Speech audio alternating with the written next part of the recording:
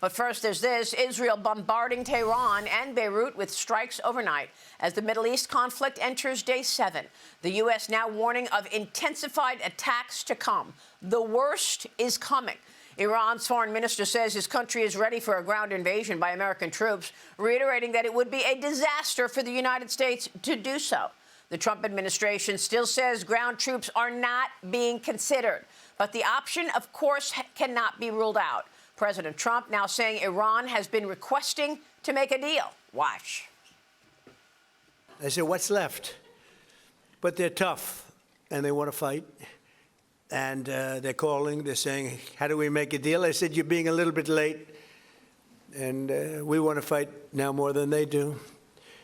We've had 47 years, depending on the way you count it, but 47 years of horror with this group. Meanwhile, the United Arab Emirates reportedly weighing a freeze to the billions of dollars in Iranian assets in the UAE over this conflict. It could cut off one of Tehran's most important economic lifelines. Joining me now is former CIA covert operations officer and the CEO of Portman Square Group, Mike Baker, with us this morning. Mike, great to see you. Thank you so much for being here. Of course, thank you. Let me get your reaction to the latest out of Iran. How do you assess this war?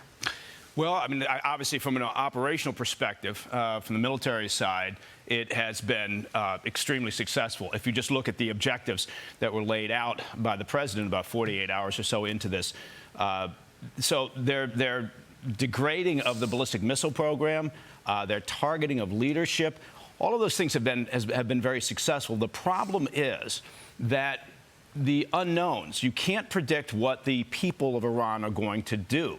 Right? Because they've just dealt with the fact that thousands of them were slaughtered in the streets by this regime. Now, even though they have decimated much of the top leadership within the regime and commanders within the IRGC, there's still no indication that there are significant fractures within that structure.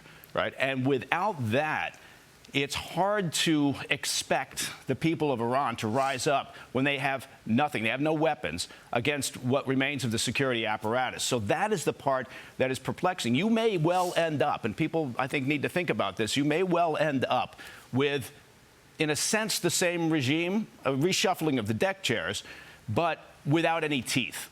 So we've completely degraded their ability to essentially cause trouble in the region for a fairly significant period of time. That may well be the scenario that we have to end up looking at, because I don't see ground troops as an option here. I don't believe that the Trump administration will go that route.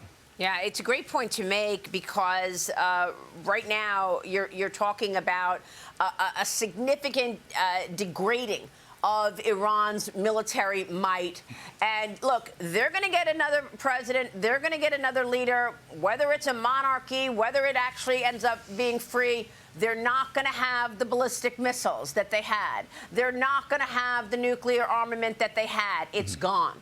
And right now, you see in the Journal this morning the story about Tehran is weapons. Tehran is fighting with jets that date back to the Vietnam War, Mike. Yeah. When you think about the reduction so far, just in a very short period of time, they're firing off, according to the military, 90% less ballistic missiles.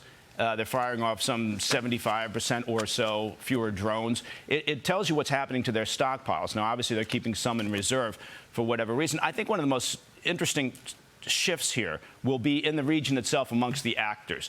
The way that the Iranian regime decided to essentially lash out at their neighbors, over a dozen of them, right, including Azerbaijan, including Turkey, which is a NATO member. The fact that they decided to do that, I think their concept was, we'll do this, we'll attack facilities, we'll attack these countries, and they will in turn pressure the U.S. and Israel to stop this conflict. That backfired, it appears.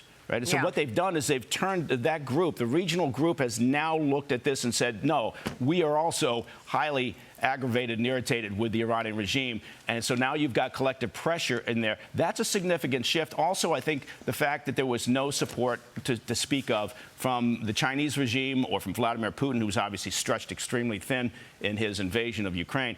All of those things, because nothing happens in a bubble, all of those things are fascinating. Now, Israeli military says it's moving to the next phase of the Iran campaign, Mike. And, you know, Pete Hegseth yesterday said that the worst is to come. So what do you think about that? Yeah, I think there's an expectation here that we're going to be in and out of this in relatively short order, right? I get it. Everybody's fatigued from the global war on terror, right? And nobody is looking for a long-term conflict here. So I think we need to perhaps recalibrate what we're expecting. There was this hope that we're going to go in and suddenly the people would rise up. The people just finished, again, getting shot in the streets by the thousands, tens of thousands detained.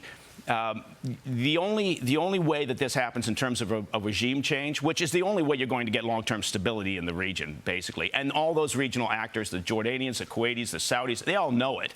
But the only way that happens is if the people themselves do it. So you have to hope for some sort of fracture within the organizations, the IRGC and the armed forces in particular. There may well be, there's been some interesting talk in the background, there may well be some back-channel conversations going on right now within the intel community, mostly the CIA, talking to intel personnel within the Iranian regime, talking about possible transitions, right? But this is not going to look like what we've seen in Venezuela. It's much more complex than that.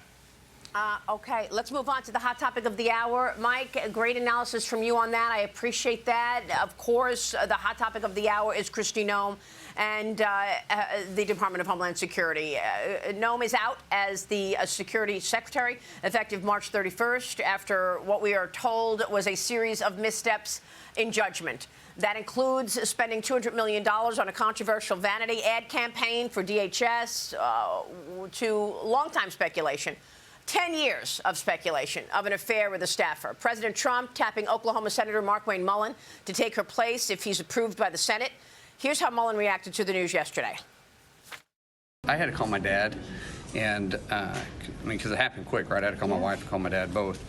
And it's just, you know, pretty humbling when you start thinking about it. A little kid from Westville, Oklahoma, gets to serve in the president's cabinet. That's pretty neat.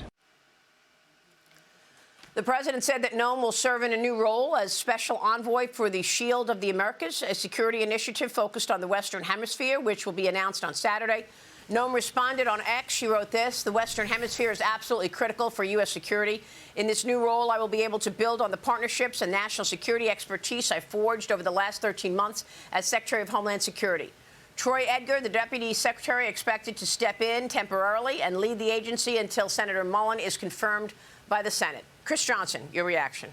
Yeah, people are going to love the tabloid stories of dissent or distractions within the administration, but this is a great opportunity for folks to get back on message, get Markwayne, Senator Mullin through his Senate hearing, and focus on the things where everybody in the administration is in lockstep, especially related to national security. We're seeing the energy dominance agenda being front and center in this conflict in Iran, where we need as much domestic production as possible so that we're not reliant on these trade routes that could potentially be impacted. So Secretary Wright and Secretary Burgum pushing the energy dominance agenda is a great place to focus on where the admin is in lockstep and avoid focusing on tabloid stories about distractions within the admin. What do you think, Cheryl? I wouldn't say tabloid story. Although the Wall Street Journal editorial board front and center this morning says Trump fires Kristi Noem finally. But they make the point. This is a chance to reboot President Trump's immigration strategy. The missteps, the messaging from Minnesota to what we saw in other cities across the country, that is the biggest thing here. Forget the $220 million advertising contract. At the same time, that moment, in particular, when she had that back and forth with Senator Kennedy, really was, I think, the straw that broke the camel's back. Fair enough. Markwayne Mullin can reboot this. And somebody else that's been a rising star has been Tom Homan. Tom Homan, really the one that can come out and message, this is how we do deportations without coming across as harsh and cruel. And that's where things really seem to have gone wrong for Kristi Noem, Maria. Yeah, I mean, look, everybody knew, well, listen, a lot of people knew about a relationship. Yeah. And of course, you know, some of people were asking her about it. But when she was under oath, and she had to answer questions to the Senate. I agree that was the straw that broke the camel's back. And with regard to the ad campaign as well, $200 million, she said that the president approved it. Yeah. And later, Mike, he said actually he knew nothing about it. So that was also a rough moment for her. Yeah, I think, look, to Cheryl's point, they lost the plot. They lost the messaging with what happened in Minnesota. I think change had to come at that point. I personally, I think, look, the $200 million contract, I haven't heard anything quite that stupid in some time coming out of Washington, D.C., which is saying a lot. But I think that is more than just a tabloid story. I think someone needs to look into that because that's a strange development. And I think we need to just look at how was that contracted. But I think she lost that position well before that statement. All right. Mike, thank you so much. Good to see you this morning. Stay with us. We'll be right back.